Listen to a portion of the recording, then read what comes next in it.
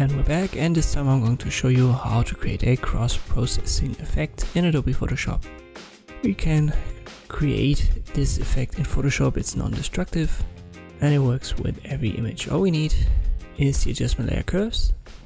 Just go to preset, and as a default we've got the cross-processing here. Keep in mind, when you want to adjust the RGB channel, for example using auto, it just undoes the cross-processing, so it's best practice to just create two curves adjustment layers on top of each other. We will first take care of the cross-process. You can see the green is taken out of the highlights, so we've got a little bit of a violet tone in the sky, in the background, and on the car.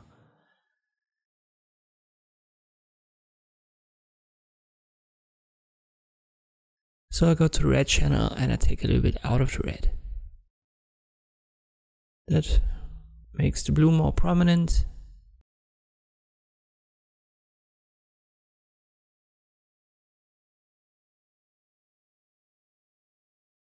You can see it here once again, the green has been taken out of the image via the preset cross-processing.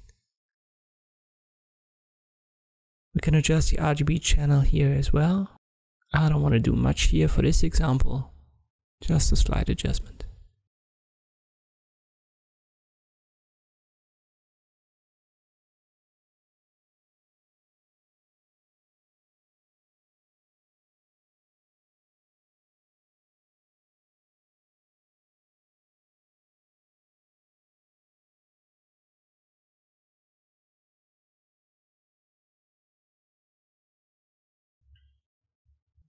And if I now want to adjust the overall feel, the overall curve, I'll just add a new curve adjustment layer. And if I now use the auto button, I still have the cross-processing in the adjustment layer below.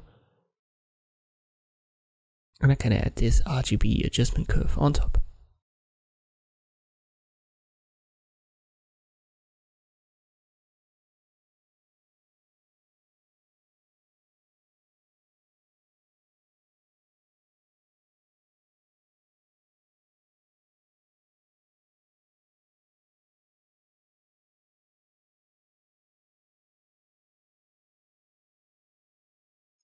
And that's fine.